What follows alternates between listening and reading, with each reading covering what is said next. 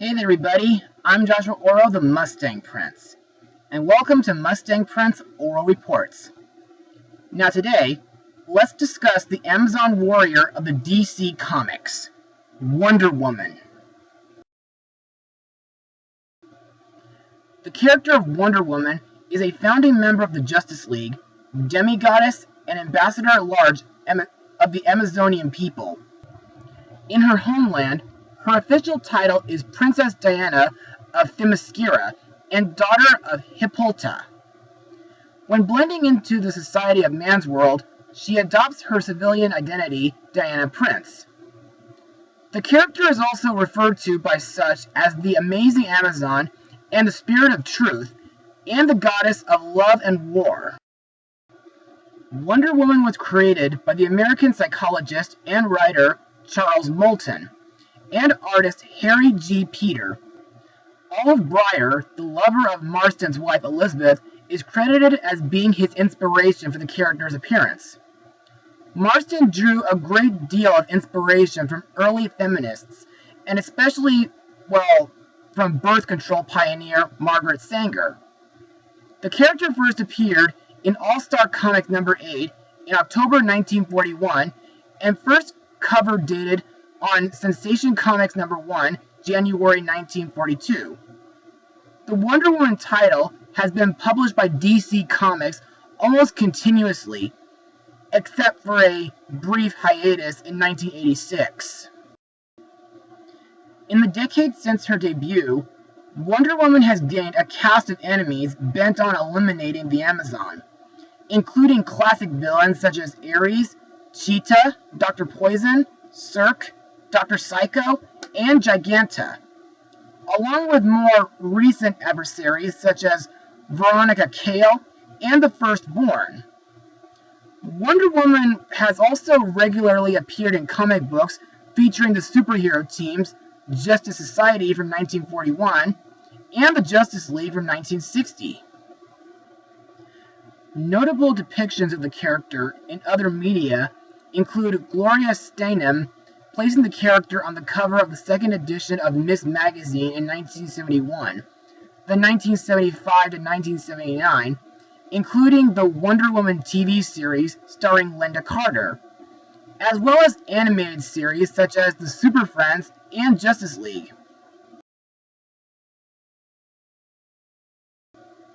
Since Carter's television series, studios struggled to introduce a new live-action Wonder Woman to audiences, although the character continued to feature in a variety of toys and merchandise, as well as animated adaptations of DC properties, including a direct-to-DVD animated feature starring Kerry Russell, which I think Mr. Huey Toonmore is working on reviewing as we speak.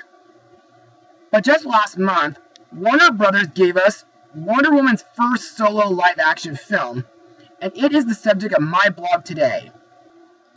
Released on June 2nd, 2017, the movie is Wonder Woman. Now let's get started. Before she was Wonder Woman, she was Diana, Princess of the Amazons, trained to be an unconquerable warrior.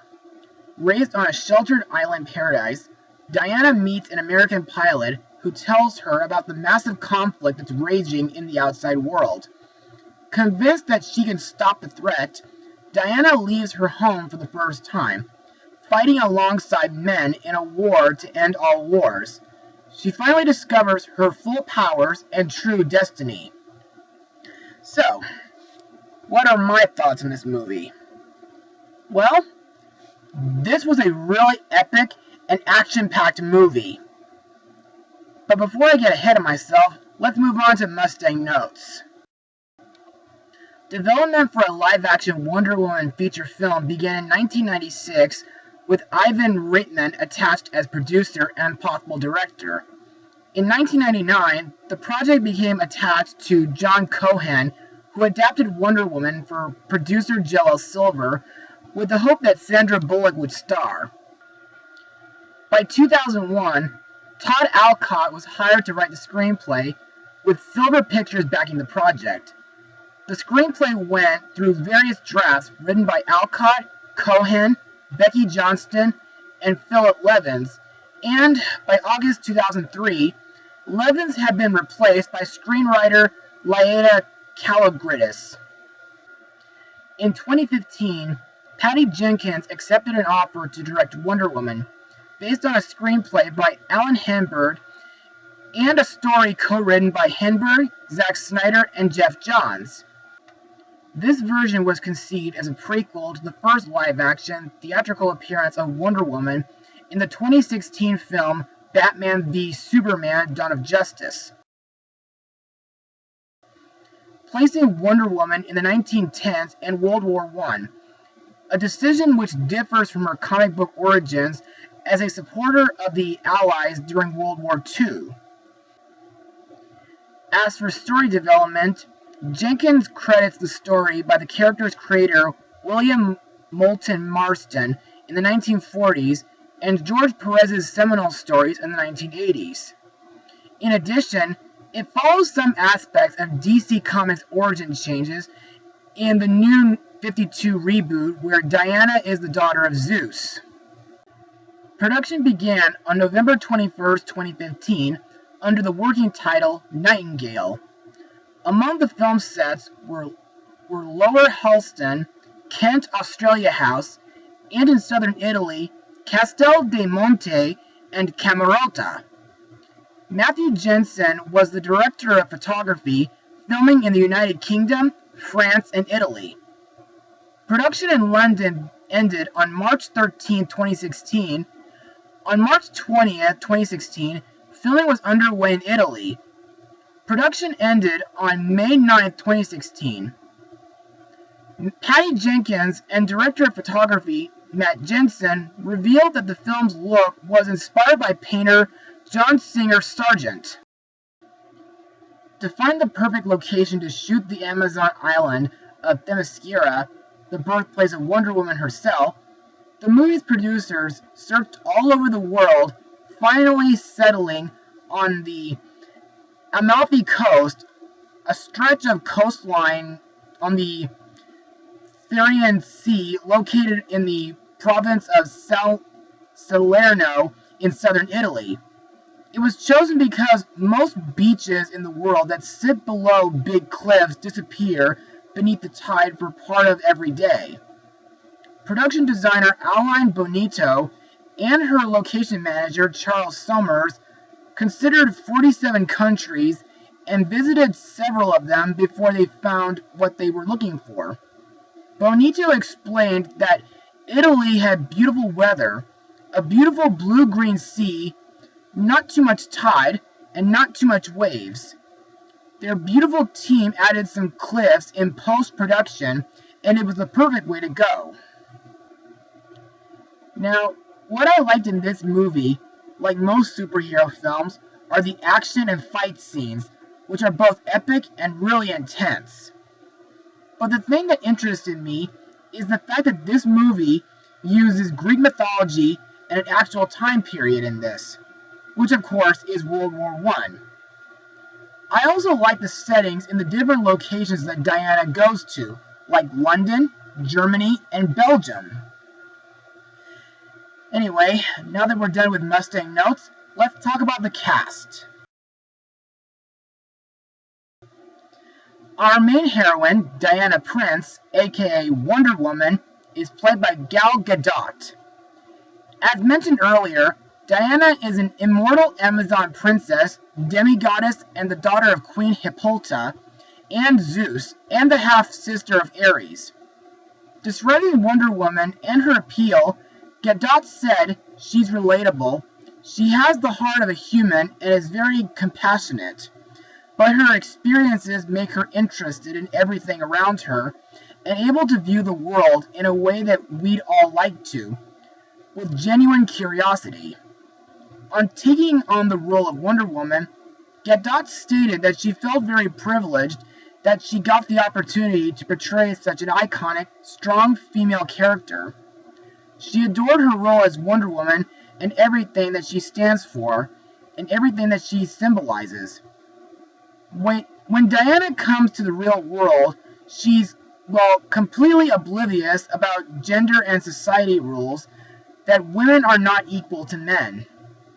In my opinion, Gal does a great job playing Wonder Woman. I especially like the way she uses her martial arts and her lasso in battle. Next is Steve Trevor, played by Chris Pine, who has been in the Star Trek reboot, Into the Woods, and Rise of the Guardians. Steven is a captain from the United States Army Air Service who is Diana's love interest. On his role for the film, Pine said that he is an American pilot who's a spy. It's like a boy's dream come true, being a spy or a fighter pilot. The first thing Pine wanted to be was a fighter pilot a long time ago. He wanted to be Goose from Top Gun. As to how his mortal character would interact with an Amazon, Pine stated when he first read the script, it had elements of romancing the stone, which was kind of a very classic fish out of water tale. Two people that don't really bond well at first, and they're butting heads, and just fun, witty banter. Also to note, when Diana rescued Steve when he crashed off the coast of Themyscira, it almost reminded me of a scene from The Little Mermaid. Also, I like that Steve teaches Diana about ways of the world.